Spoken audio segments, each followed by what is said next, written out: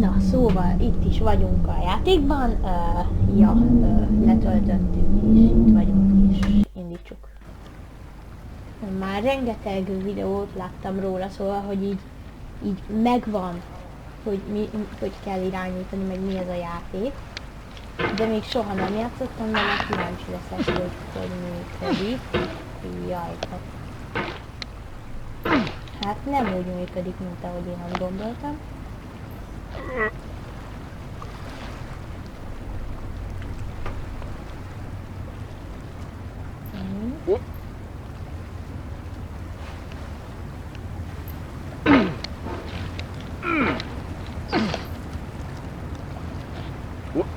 There's no feeling more intense than starting over. If you deleted your homework the day before it was due, as I have, or if you left your wallet at home and you have to go back after spending an hour in the commute. If you won some money at the casino and then put all your winnings on red but it came up black. If you got your best shirt dry cleaned before a wedding and then immediately dropped food on it. If you won an argument with a friend and then later discovered that they just returned to their original view. Starting over is harder than starting up. If you're not ready for that, like if you've already had a bad day, then what you're about to go through might be too much. Feel free to go away and come back. I'll be here.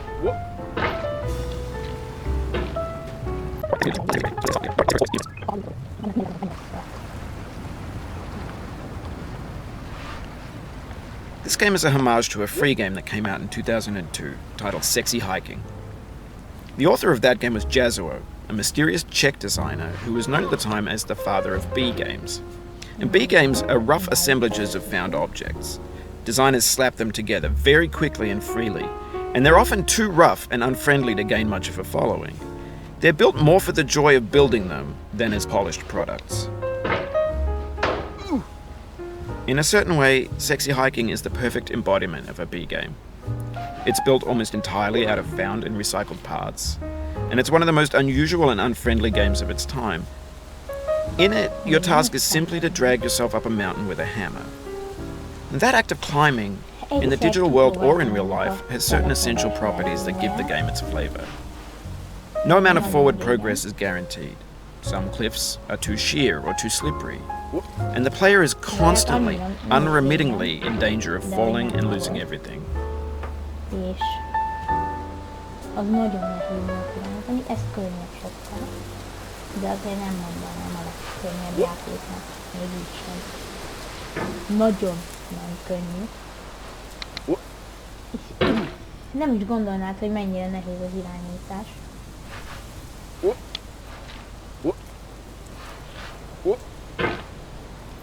Nagyon könnyűnek látszik. Én is annak láttam. Anyway, when you start Sexy Hiking, you're standing next to this dead tree that blocks the way to the entire rest of the game. It might take you an hour to get over that tree, and a lot of people never got past it. You prod and you poke at it, exploring the limits of your reach and your strength, trying to find a way up and over. And there's a sense of truth in that lack of compromise. Most obstacles in video game worlds are fake. You can be completely confident in your ability to get through them once you have the correct method or the correct equipment or just by spending enough time. In that sense, every pixelated obstacle in Sexy Hiking is real.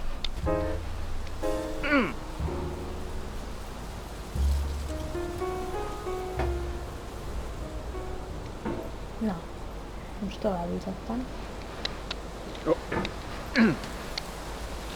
De nem is akarok keresni.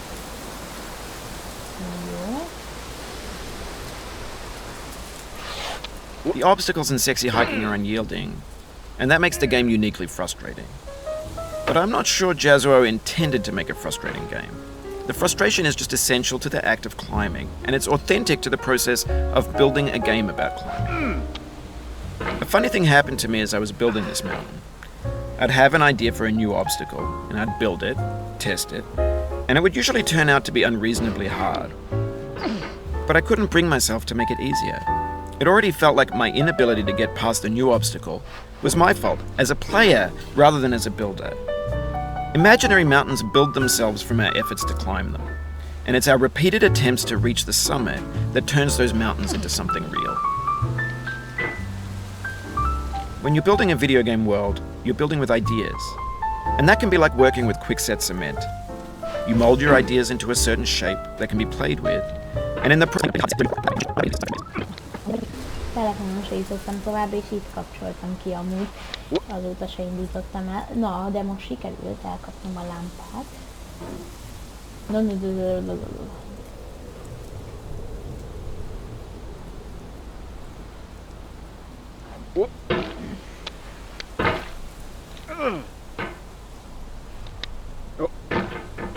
Na.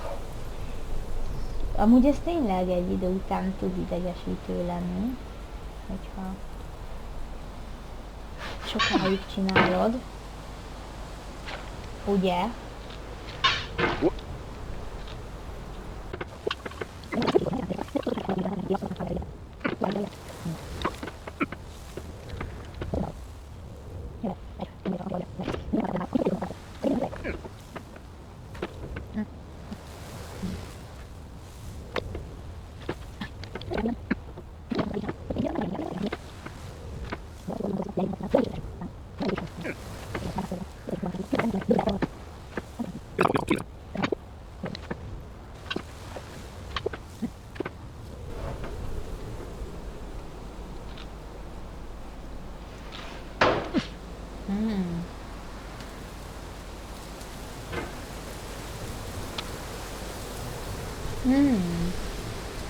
Itt hogy tudnék fel... Ó!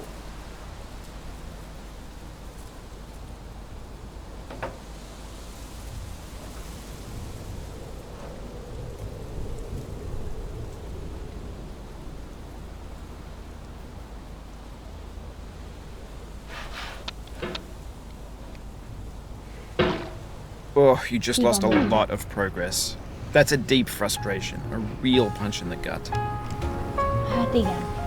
Szóval, szerintem vágok majd egyet, hogyha újra feljutok. Így. Na jó. Próbáljuk meg még egyszer. Jó, most eljutottam idáig, most már csak tovább kéne, úgyhogy ne essünk le megint.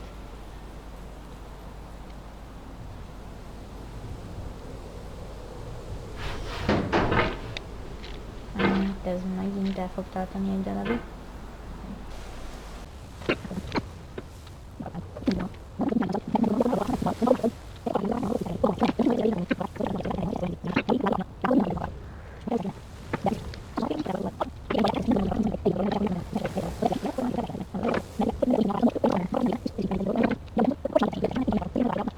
Így, merre mozdít?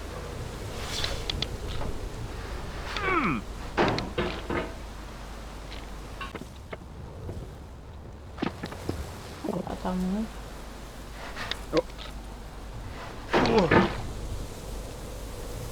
Ó.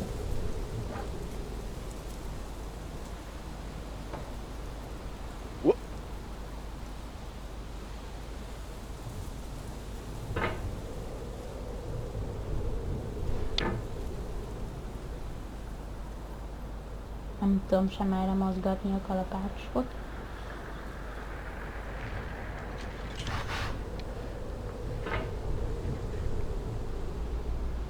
Ne essek le.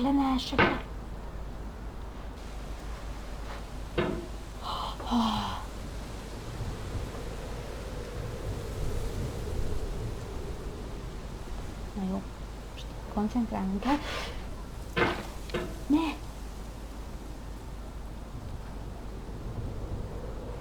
Óvatosan.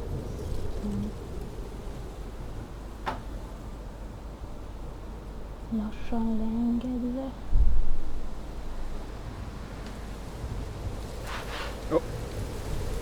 For years now, people have been predicting that games would soon be made out of prefabricated objects, bought in a store and assembled into a world. And for the most part, that hasn't happened, because the objects in the stores are trash. I don't mean they look bad or that they're badly made, although a lot of them are. Az a baj, hogy I mean they're trash in the way that food becomes trash as soon as you put it in the sink. Things are made to be consumed and used in a certain context. And once the moment is gone, they transform into garbage. In the context of technology, those moments pass by in seconds.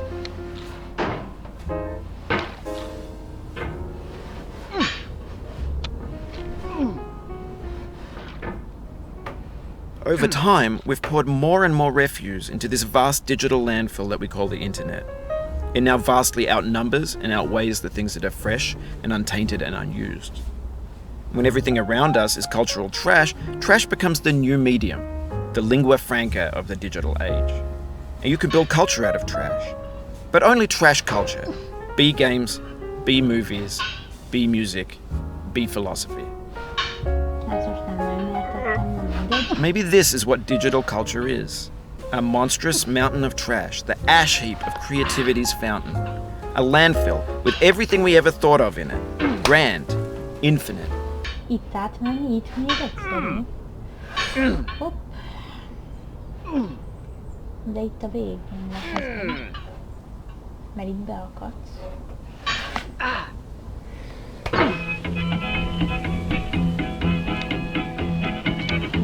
Biztos, hogy vannak, akik tudják, hogy ez mennyire lehetne máshol. Én ezen nem nagyon gondolkoztam még, de Going down the road feeling bad. I'm on bread and cheese and I ain't gonna be treated this away. Ole-ole, ali-ole, ole-ole, ole-ole,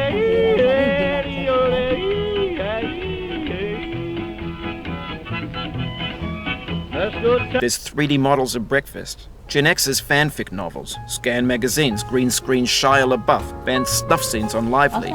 Facebook's got lifelike bots with unbranded adverts and candid shots of Kanye and Taylor Swift mashups, car crash epic failed GIFs, Russian dashcam vids, discussions of McRibs, discarded, forgotten, unrecycled, muddled, rotten, untitled. Everything's fresh for about 6 seconds, until some newer thing beckons, and we hit refresh. And there's years of persevering disappearing into the pile, out of style, out of sight.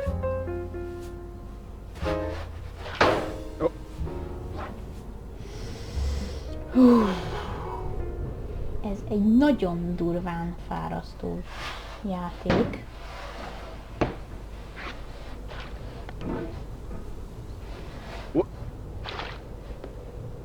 Megpróbálok valamit, amit más emberektől láttam. In this context, it's tempting to make friendly content that's gentle, that lets you churn through it but not earn it. Why make something demanding if it just gets piled up in the landfill, filed in with the bland things? The soul would have no rainbow had the eyes no tears. John Vance Cheney.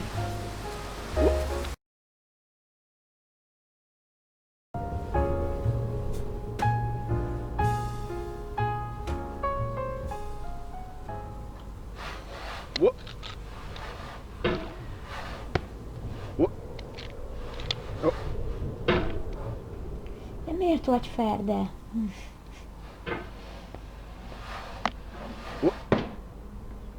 Azon a csúszdán hogy lehet felmenni?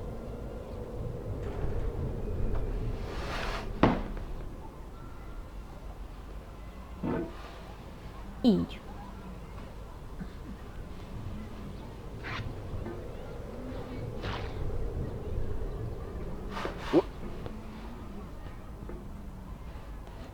Itt most lefelé kéne menni, de úgy, hogy elkapjam magam egy dobozon.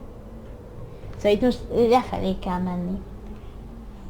Úristen, öngyilkos küldetés. És sikerült. Elkaptam magam.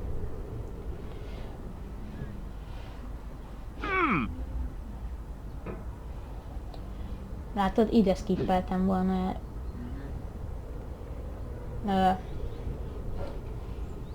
És most oda kéne átlöknöm magam. Szerintem...